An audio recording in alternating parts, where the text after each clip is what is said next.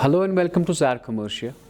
Our second topic is non profit organisation का दूसरा lecture जो है हमारा आज। कल हमने पढ़ा था non profit organisation. Non profit organisation होता क्या है? जैसे कि मैंने वो डेफिनेशन दी थी, the organisations which are established not to earn profit but serve the society in different fields are called non profit organisation. और इसके बारे में मैंने आपसे कहा था कि ये जो नॉन प्रॉफिट ऑर्गेनाइजेशंस है ये बनाते हैं receipts and payments account, income and expenditure account और बैलेंस शीट। और इसकी एग्जांपल भी मैंने दी थी, sports club, libraries, hospitals, educational institutions and the like.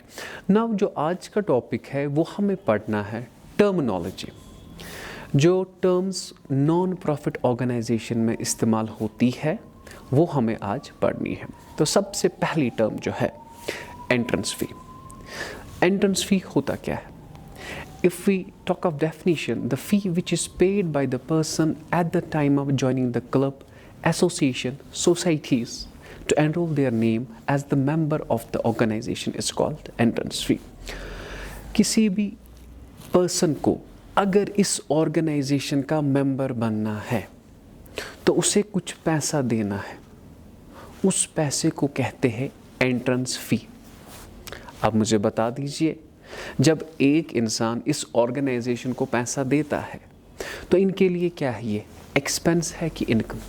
जाहिर सी बात है इनकम है। जब what is entrance fee? The fee which is paid by the persons at the time of joining the club to enrol their name as the member of the organisation, उसी को कहते हैं entrance fee. और ये entrance fee क्या होती है? Income for the organisation. हाँ, अगर ये इनकम सिर्फ याद रखें, इसके दो अप्रोच है। अगर ये सिर्फ इस साल के लिए है, इस साल के लिए, if it's treated as revenue item तो हम ये रिकॉर्ड करते हैं इनकम एंड एक्सपेंडिचर। सर ये रेवेन्यू आइटम हमें समझ नहीं आया। अगर ये इस साल के लिए है, सिर्फ इस साल के लिए, अगले साल के लिए नहीं, तो उसे हम ट्रांसफ़र किसे करते हैं? Income and expenditure. हाँ, अगर ये बहुत सारे सालों के लिए है, if it's treated as capital item it is transfer to capital fund. So let me repeat, मैंने कहा अगर जो एक साल के लिए होता है उससे हम ऑलवेज ट्रांसफ़र करते हैं इनकम एंड एक्सपेंडिचर अकाउंट में। हाँ, अगर ये एक से ज़्यादा सालों के लिए होता है तो हम इसे ट्रांसफ़र करते हैं कैपिटल फंड को। ठीक है। सो व्हाट इज़ एंट्रेंस फ़ी? वो पैसा जो एक इंसान देता है इस ऑर्गेनाइजेशन को ताकि उसका नाम रजिस्टर हो जाए, that's what you called entrance fee. और यही पैसा क्या होता है बेटा? इनकम होता है नॉन प्रॉफिट ऑर्गेनाइजेशन के लिए। Okay, now the second and most important point is subscription. Subscription एक रेगुलर पैसा होता है जो ये ऑर्गेनाइजेशंस पकड़ते हैं। It refers to the amount of money paid by the members on periodic basis. Say monthly देते हैं, half yearly देते हैं या yearly देते हैं, for keeping their membership alive with the organization. चलो हम एक बात कहते हैं, there is a sports club, वहाँ 10 मेंबर चलाते हैं। इन्हें क्या करना होता है? इन्हें हर महीने पैसा देना होता है ताकि उनकी मेंबरशिप अलाइव हो जाए। या स्पोर्ट्स क्लब की छोड़ दीजिए, चलो यतीम ट्रस्ट है, वहाँ पे क्या होता है? जो मेंबर चलाते हैं उन्हें रेगुलरली पैसा देना होता है, या तो monthly, quarterly, half yearly. So that's what you call subscription. Sir इससे पहले तो आपने कहा था एंट्रेंस फी। नहीं, वो तो देना होता है eight the time of joining.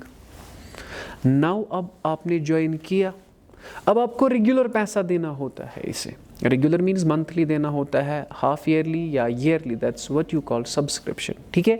Subscription वो पैसा होता है, पीरियोडिक अमाउंट, जो कि एक इंसान देता है इस ऑर्गेनाइजेशन को ताकि उसकी मेंबरशिप अलाइव रह जाए। और ये याद रखना my dear, it is paid monthly, quarterly, half yearly और annually by the members.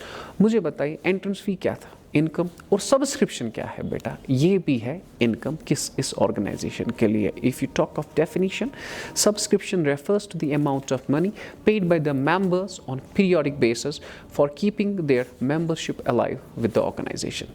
Okay my dear. Okay, इसके बाद जो नेक्स्ट है, और मुझे बता दीजिए डोनेशन। जी, डोनेशन कौन करते हैं? किसी भी ऑर्गेनाइजेशन को अगर आप डोनेट कर रहे हो, यतीम ट्रस्ट को आप डोनेट कर रहे हो, it means you are the well wisher, you are the supporter. सिर्फ डोनेट वो करते हैं जो कि वेल विशर्स होते हैं, जो कि सपोर्टर्स होते हैं, ठीक है, उस ऑर्गेनाइजेशन को। तो what is donation? The amount contributed by any person, organization or general public, especially by supporters, well-wishers to the concern for general or specific purpose is called donation. देखो यहाँ पे या मस्जिद है, यहाँ पे एक मस्जिद है, तो उन्होंने कहा कि हमें कारपेट्स लाने हैं, उसके लिए पैसा दीजिए। तो लेट इट बी, मैंने 1 लाख उठाया इन कारपेट्स के लिए। मैंने कहा मस्जिद वालों को कि कारपेट लाए। ये सिर्फ मैंने किसके लिए दिया? कारपेट के लिए। उसे कहते हैं स्पेसिफिक डोनेशन, क्योंकि ये किसी खास चीज़ के लिए है। हाँ, सेकंड, जब हम नमाज पढ़ते हैं जुमा के दिन, जब हम जाते हैं वहाँ पे, तो वो पैसा मांगते हैं, हमने ऐसे ही 50 रुपीज़ दे दिए, एवी, ठीक है, not for any specific purpose, that's called general donation. तो सबसे पहले डोनेशन क्या होता है? वो पैसा जो कि कोई इंसान देता है, जो कि सपोर्टर होता है, वेल विशर होता है इन ऑर्गेनाइजेशंस को फॉर जनरल और specific purpose, that's what you call donation. And from this donation you can say that, from this definition you can say that it's of 2 types. The first one is specific donation. Specific donation होता क्या है?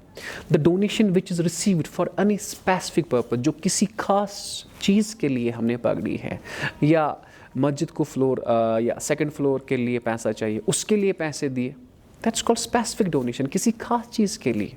या ईद आई, हम यतीम trust के पास गए, हमने उन्हें कहा कि सारे बच्चों को आप कपड़े लाए, ये उसके लिए है, that's called specific donation. So specific donation होता क्या है? The donation which is received for any specific purpose is called specific donation. For example, donation for building, या उन्हें हमने कहा कि आप बिल्डिंग बनाओ, चलो उसके लिए पैसा है। And these donations are treated as capital receipt. और याद रखें माय डियर, ये इनकम एंड एक्सपेंडिचर को हम ट्रांसफ़र नहीं करते, ये हम किसे ट्रांसफ़र करते हैं? Capital receipt and hence transfer to specific fund, हम किसी फंड को ही ट्रांसफ़र करते हैं। ये हम इनकम एंड एक्सपेंडिचर को ट्रांसफ़र नहीं करते हैं। याद रखना, 2 डोनेशंस होते हैं, एक होता है स्पेसिफिक, दूसरा क्या है? General. The donation which is not for any specific purpose, एवी दिया यार, चलो पैसे हैं, हमने मस्जिद को दे दिए 5-10 हज़ार, ऐसे, किस चीज़ के लिए नहीं पता, ऐसे, that's what you call general donation. The donation which is not for any specific purpose is called general donation, or it is revenue income and credited to income and expenditure account. ये हम transfer किसे करते हैं? Income and expenditure.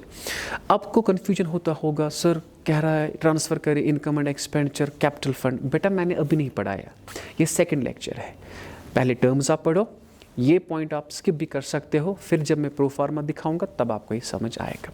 So general donation, I hope आपको समझ आया। जो किसी खास मकसद के लिए नहीं पकड़ा हो, आपने ऐसे ही पकड़ा हो, that's what you call general donation. तो द लीगेसी, ये होता क्या है? जब कोई इंसान कहता है कि मेरे मरने के बाद ये पैसा इस ऑर्गेनाइजेशन को चले, that's what you call legacy. It is an amount received by the concern on account of a will of a deceased person. बहुत सारे यहाँ पर भी थे कश्मीर में जिन्होंने कहा कि हमारे मरने के बाद ये पैसा मस्जिद को जाएगा, ये प्रॉपर्टी यतीम ट्रस्ट को जाएगी, that's what you call legacy. So it is an amount received by the concern on account of a will of a deceased person. ये हम बार बार नहीं पकड़ते. It is a non-recurring income and is treated as capital receipt. That's why it is added to capital fund. याद रखना, legacy भी income है मगर non-recurring, ये हम बार बार नहीं पकड़ते. Is that clear? Okay, now the next one. Endowment fund. यहाँ पे मेरा एक शॉप है, मैं आपको ये समझाता हूँ. एक शॉप है, मैंने कहा ये शॉप मस्जिद को आप इसकी किराया लीजिए हर साल, हर महीने आप ही को होगी. So funds received for the permanent means of support is known as endowment fund. मैं एक बार नहीं देता हूँ, 2 बार नहीं देता हूँ, मैं कंटिन्यूसली देता हूँ. कंटिन्यूसली इन्हीं को दिया मैंने. That's what you called endowment fund. Funds received for the permanent means of support is known as endowment fund. वो पैसा जो हमने परमानेंटली इन्हें दे दिया ताकि इन्हें परमानेंट सपोर्ट मिले, that's what you called endowment fund. The objective of donor जो यहाँ पे होता है, परमानेंट सोर्स ऑफ इनकम दे वो इस ऑर्गेनाइजेशन को. Okay my dear, so this was endowment fund कि जो परमानेंट सपोर्ट आप करते हो या परमानेंट सोर्स ऑफ इनकम इन्हें देते हो, that's what you called endowment fund. Now this is the honorarium. Honorarium का मतलब क्या है? ये पहले एक्सपेंस है. ये वो पैसा होता है जो आप किसी आर्टिस्ट को देते हो ताकि वो परफॉर्म करे आपके ट्रस्ट में. आपके ऑर्गेनाइजेशन में आपने किसी आउटसाइडर को लाया, उसने लेक्चर दिया या कोई चीज़ बजा दी या कोई समथिंग एल्स, आर्टिस्ट, उसने आपके बच्चों को कुछ सिखाया, आप उसे पैसा देते हो, that amount is called honorarium. So it is an amount paid to an outsider for any performance done. It is an expense for the non trading concern. ये नॉन ट्रेडिंग कंसर्न के लिए क्या होता है बेटा? Expense. For example, payment made to an artist for giving a performance is called honorarium. I hope यहाँ तक आपको समझ आया होगा. कोई भी क्वेश्चन आपको हो तो आप मुझे बता सकते हैं, डायरेक्ट व्हाट्सएप कर सकते हैं या आप कमेंट सेक्शन में मुझे बताएं. ठीक है, थैंक यू.